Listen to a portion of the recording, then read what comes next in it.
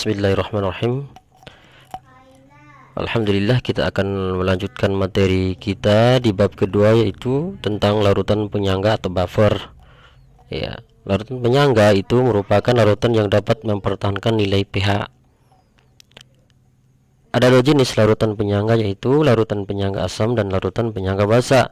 Larutan penyangga asam mempertahankan harga pH di bawah 7, sedangkan larutan penyangga basa mempertahankan harga pH di atas 7.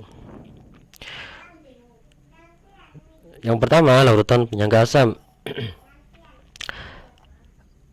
mengandung suatu asam lemah, Ha, dan basa konjugasinya itu ion sisa dari Ha tadi, ya, amin, karena dia kehilangan satu atom H-nya. Ya, itu disebut dengan basa konjugasi.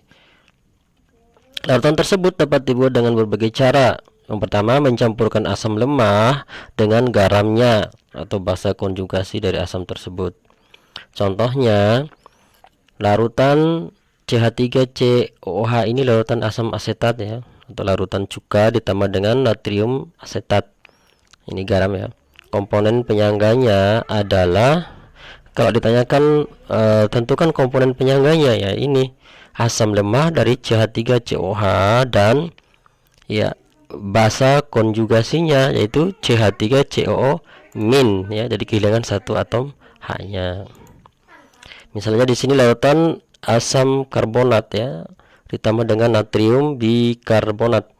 Komponen penyangganya jelas asam lemahnya adalah H2CO3 dan basa konjugasi adalah, ya, hilang satu H-nya, kan, berarti HCO3-. Seperti itu caranya, ya.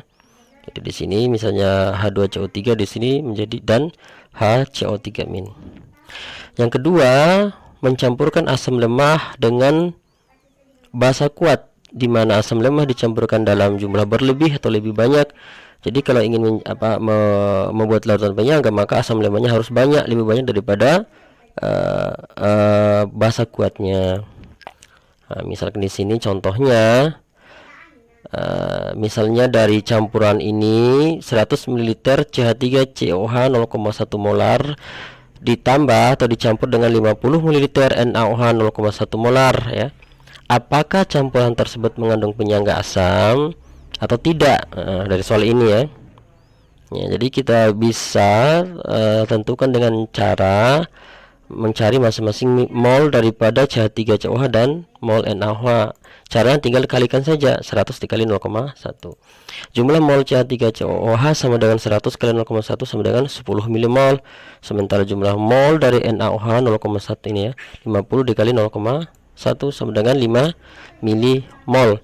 Reaksinya CH3COOH ditambah NaOH menghasilkan NaCH3COO, ya. Jadi Na-nya masuk ke sini, H-nya masuk ke sini, ditambah H2O. Ini asam lemah, ini basa kuat, ini adalah garam, ya, atau basa konjugasinya. Yang kita tulis di sini adalah awal dulu, ya. Awal itu sebelum dicampur, maksudnya masing-masing CH3COOH-nya 10 mmol, sementara NaOH-nya 5 mmol. Di sini karena bereaksi maka kita tulis min, ya, atau tidak ada, kosong di sini. Kemudian yang bereaksi, kita di sini kita pilih mana yang lebih kecil. Berarti di sini 5, ya. Kita kurangi 5 di sini, 5 mmol, di sini juga 5. Di sini karena ini ada yang akan bereaksi 5 mmol juga, ya. Oke, hasilnya di sini sisanya, ya, atau hasilnya 10 kurang 5 sama dengan 5 mmol. Di sini tidak ada 5 kurang 5 kosong, ya, 0. Kemudian di sini masih ada 5 mmol. Sehingga nanti kalau misalnya campuran tersebut yang tersisa atau yang lebih banyak asam lemahnya dengan garamnya, maka disebut larutan penyangga asam. Ini, ya, yang tersisa di sini CH3COOH asam lemah dengan garamnya ini. Sehingga karena campuran mengandung atau yang bersisa asam lemah CH3COOH yaitu 5 mmol dan basa konjugasinya ini, ya, 5 mmol CH3COOH min yaitu 5 mmol, maka campuran mengandung larutan penyangga asam. Kemudian yang kedua, larutan penyangga basa. adalah larutan yang mengandung suatu basa lemah dan asam konjugasinya. Nanti di sini basanya akan bertambah ya.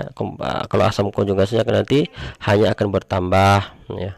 Misalnya menjadi dari basa ya, dari basa A menjadi AH+ dan seterusnya. Larutan tersebut dapat dibuat dengan berbagai cara. Satu, mencampurkan basa lemah dengan garamnya. Contohnya, misalkan di sini adalah larutan penyangga dengan cara mencampurkan larutan basa lemah ya, ini amonium dengan larutan garamnya ya, NH4Cl atau amonium klorida. Nah, kalau ditanyakan tentukanlah komponen penyangganya mana, ini ya. Jadi komponennya adalah basa lemah NH3 dan NH4+ ya, nanti akan bertambah satu hanya. Oke. Kalau misalnya di sini NH3 ditambah dengan misalnya NH4 Br, berarti di sini tetap ya NH3 tambah NH4+ tetap plus ya. Oke. Yang kedua, mencampurkan basa lemah dengan asam kuat, di mana basa lemah dicampurkan dalam jumlah lebih banyak. Nah, jadi di sini basa lemahnya harus lebih banyak daripada asam kuatnya. Contohnya, apakah campuran berikut mengandung penyangga basa atau tidak? Nah, di sini 50 ml NH3 0,2 molar dicampur ditambah dengan 50 ml HCl 0,1 molar. Ya, caranya sama dengan tadi. Kita cari dulu jumlah mol NH3-nya masing-masing kali ya. 50 dikali 0,2 sama dengan 10 mmol.